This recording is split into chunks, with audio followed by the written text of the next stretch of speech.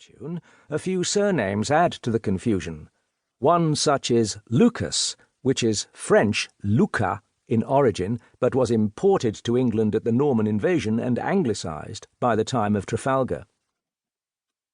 In some cases, the spelling and punctuation in quotations from eyewitnesses have been modernised, and occasionally abbreviations in the original are given in full, but the words themselves have not been changed.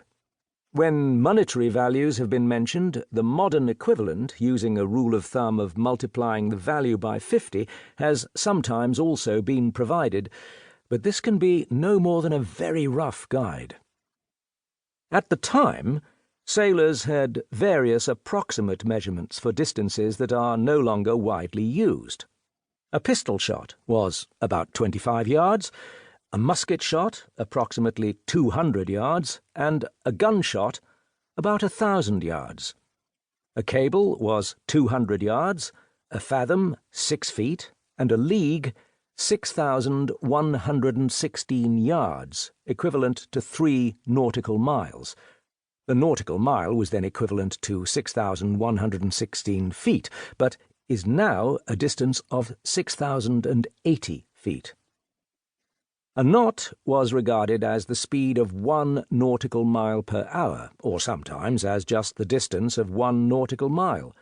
Speeds at that time were still recorded as knots per hour and not simply in knots, as used today. For those better acquainted with metric measurements, the following should be noted.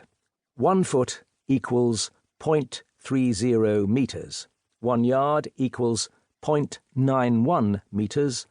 1 mile equals 1.61 kilometers.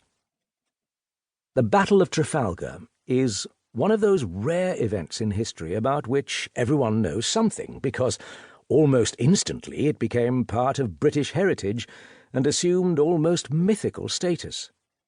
Here, in the words of people who were present, is the true story of that battle. Prologue. Opening fire. The first shots from the French ship Fougueux, meaning ardent, fell short, but the enemy fleet sailed steadily closer, slowly reducing the range. Then, just after noon on Monday the 21st of October 1805, the Fougueux fired the first broadside at the nearest British ship, which was the Royal Sovereign. The Battle of Trafalgar had begun. The master-at-arms of the Fougueux, Pierre Serveau, made a vivid record of how the battle unfolded. The Fougueux, a man-of-war of 74 guns, fired the first gun in the fleet. As she did so, she hoisted her colours. She continued her cannonade, firing on the English flagship, which was a greatly superior vessel in size, height, guns, and the number of her crew. Her main deck and upper deck guns, in fact, could fire right down onto our decks, and in that way all our upper deck men employed in working the ship and the infantry marksmen posted on the gangways were without cover and entirely exposed. We had also, according to our bad habits in the French Navy, fired over 100 rounds from our big guns at long range before the English ship had practically snapped a gun lock. It was indeed not until we found ourselves side by side and yard-arm to yard-arm with the English flagship, the Royal Sovereign, that she fired at all. Then she gave us a broadside from 55 guns and carronades, hurtling forth a storm of cannonballs, big and small, and musket shot. I thought the Fougueux was shattered to pieces, pulverized.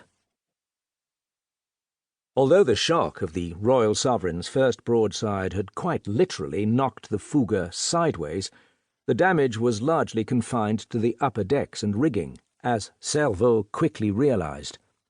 The storm of projectiles that hurled themselves against and through the hull on the port side made the ship heel to starboard. Most of the sails and rigging were cut to pieces, while the upper deck was swept clear of the greater number of the seamen working there and of the soldier sharpshooters. Our gun decks below had, however, suffered less severely. There, not